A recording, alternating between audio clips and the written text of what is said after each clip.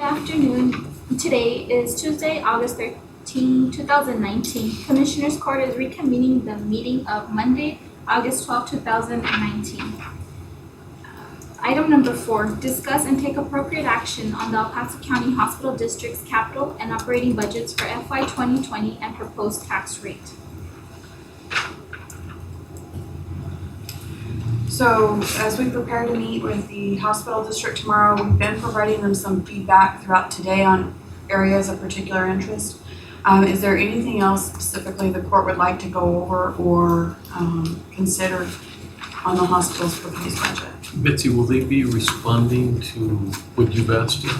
So the presentation will be not a general like last time, but really addressing what we've asked for them?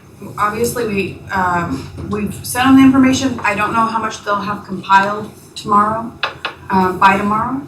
So I don't know that they'll have a different presentation ready, but we'll work with them to have as much as possible. Could you give us, because I think we threw a lot of things out of it, could you give us a list of the things that you've requested from them, just so that we'll know what they're... Yes. Okay. We've asked them both. One of the things we asked them to expand upon is their depreciation formula, at what method and what schedule they're using to depreciate their assets, and also to give an overview of how that impacts their overall bottom line. Depreciation doesn't give you additional cash. It's not a tangible cash related item, but to give an overview as to what depreciation schedule they use and why they're using it. Also, we asked them to look at if they had a lower tax rate, a 5% tax rate, or a cutting, both 5% and cutting the just under 700,000. Yes. Did you ask them for both? We've asked them for both of those. Okay. So a $700,000 cut is a not down to the full, and then a full, if you limited yourself to only 5% growth. What would those look, a 5% increase in taxes versus the And rollback money-wise, rate? what would that be, Betsy? Well, the 5% is $694,000. 600. Yeah, it's asked that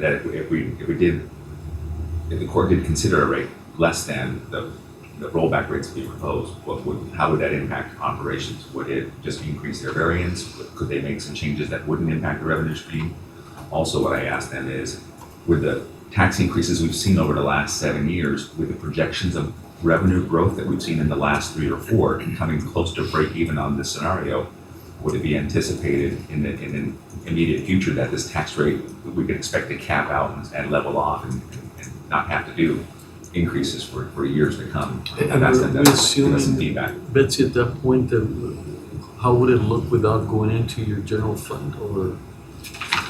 It Because would it's definitely, been decreasing drastically. it would impact their general fund.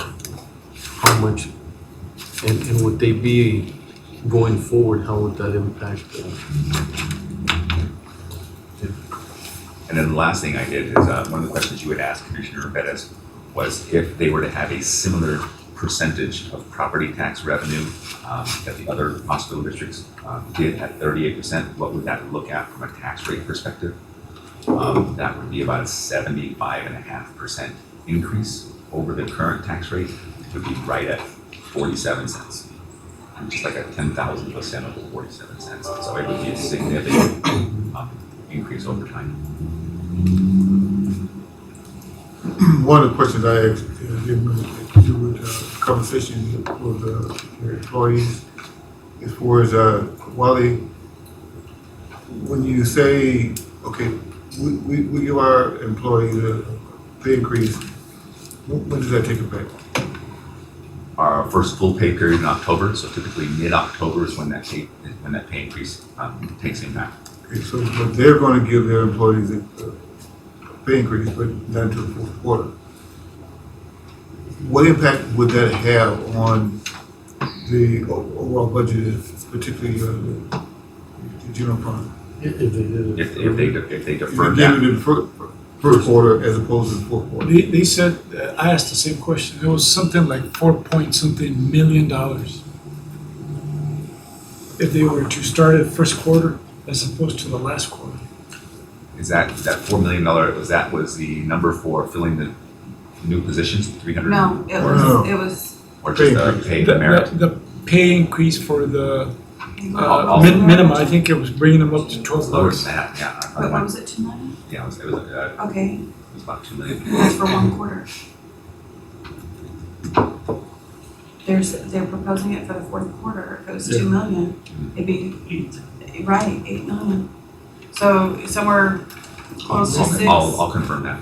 Yeah, they told me I mean, 4 they said point something. Or something. Mhm. So invariably, by doing the 4th quarter versus the 1st quarter, so it's saving money? Well, and it also depends on what they've done the previous year. So if they did it in the 4th quarter this year, They're just matching. they're doing it annually at the same And you, time frame. Right, What's- right. Do you get the rationale, I mean, why it started? You have 3 quarters of your fiscal year at your older salary and 1 quarter of your fiscal year at the higher salary. So it does help So the first time they smooth did it it out. is really The the first saves. time they did it was when it saved. And then from then on, it's just every. It's very similar, the county used to do pay raises at different times throughout the year. But we started doing them all across the board at the beginning of the year for a few reasons. And there are some administrative savings from doing it like that. But you do take all the cost at the beginning of the year. yeah, but from the standpoint of the employees, 4th quarter, is really a great benefit to the employees. More so the standpoint, what I'm looking at it was, how does it impact on morale? Well, now that they've got it going every year, to them it would be, you know what I'm saying, just the first year is when they didn't get it, but now they get it every 4th quarter. We're confirming when they started that. Oh, okay. That's I don't know important. when they started that. But it wouldn't be the first time, right? I don't know. I've never heard 'Cause that that would- discussion before. Yeah, then it would lead to what Commissioner Robbins is saying, that they're gonna have to wait 3 quarters to get an increase. But if they already got it last year at the same time, then doesn't matter. It's gonna be 1 year. I seem to think they implemented it late in this fiscal year. You did your job and Yeah. or they asked you to leave. Don't go back. Any additional questions or Just if you wanna clarifications for tomorrow? Catch them up a little bit where we're at and Do we know exactly what they calculate we the just want compensated care to regular? I do not, Closed but out the I meeting. could ask for an overview on that. Yesterday's Oh, we close out today's meeting? closed So do we have any other discussion on anything else? We approved the overtime for the recent event. Yes. And the other items we haven't had any discussion on, we're discussing UMC currently. Okay, so but today's meeting's over? Yes, sir. We're going back to yesterday's meeting. Yes, sir. Back to the future. I feel like I'm like in the state legislature where they're like, when they call you back. they take like, they do like 3 days of meetings in one day. 3 days of Last attendance week's in one day. meeting. Okay. Anything else? Did you want to add anything About about UMC? yeah, like questions that we've asked them and No, I think pretty much we talked about what we earlier talked is- about? Okay. And Wally, on the depreciation, I remember that last year they also had a huge amount. And see, that's what I don't understand. How can you have it year after year? so. I So mean, are we normally- requesting that they reduce the tax rate? What would it look like? What would it look like is what we're asking them. How would it impact your overall budget if If it we was cut it reduced? to how much? 5% on the M and O, or 5% on the overall? I said 5% overall, which at this point you cannot affect the debt rate. The debt rate's required to make the payments, so any decrease would be on the M&O side. Right. So total. So it would take it, but it would take it from, that would take it from 8% to what percent on the M&O side? Well, the overall rate ranges from 5.6 5.6 to 5. down to 5, right? Right. But on the M&O, as a percentage of M&O only, Yeah. Sorry.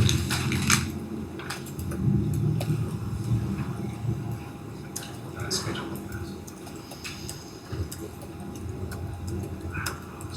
Cause that's about, what'd you say, it's about a $600,000 difference? 694,000. It's almost $700,000.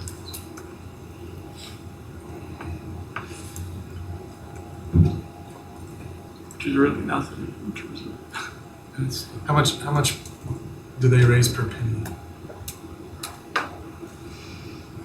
More Per penny, more than we do, because they have no exemptions. So we raised 4.275 million. They're going to be over 4.3, closer to 4.4. So it'd be like a quarter of a penny. Well, should I say the exact?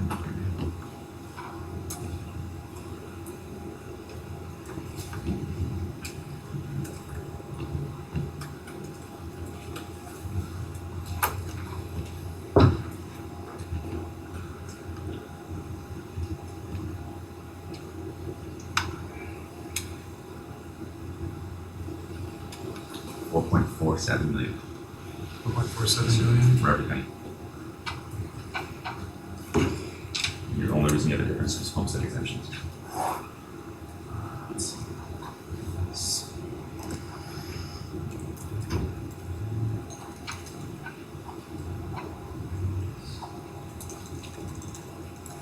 I'll tell you the impact.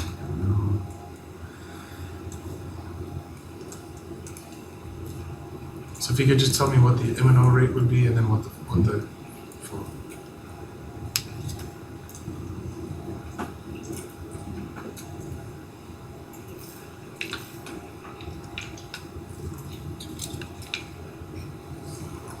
So the M&O rate currently proposed is 0.214921, and the M&O rate would go down to 0.213369. 2133. Yes.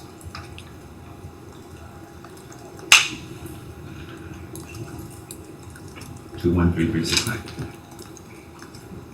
So as a overall percentage to M&O, you wanted to know that impact of that.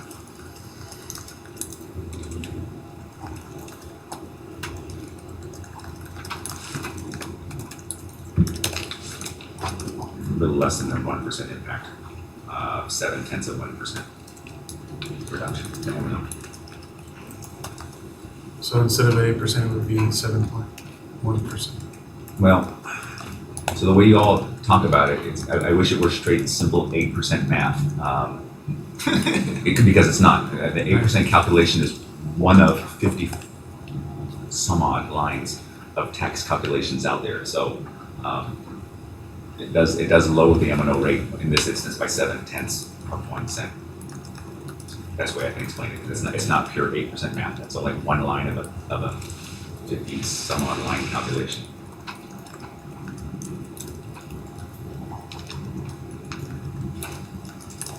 Any other questions or clarification we'd like, or impacts from the hospital district for tomorrow morning? I think we're,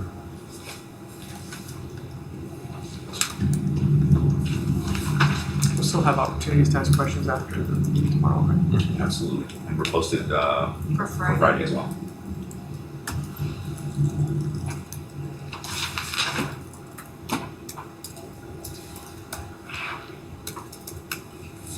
Are there any other items from yesterday, Jessica, that we need to read into the record? Just really need to take no action.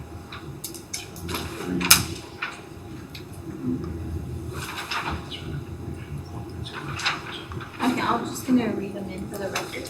Item number 2, discuss and take appropriate action on the fiscal year 2019 through 2020 budget for the county of El Paso, Texas. No action. Item number 3, pursuant to the Texas Local Government Code Section 152.013B, discuss and take action on the proposed annual salaries, expenses, or allowances for elected county and precinct officers for the fiscal year beginning October 1st, 2019, Any proposed salary or allowance increases will be published in a local newspaper of general circulation. These salaries and any proposed increases would take effect October 1st, 2019, and upon the adoption of the county budget. No action. And for item number 4, discuss and take appropriate action on the El Paso County Hospital District's capital and operating budgets for FY 2020 and proposed tax rate. No action. So this completes all the items from yesterday's meeting. And this concludes today's meeting at 2:56 p.m.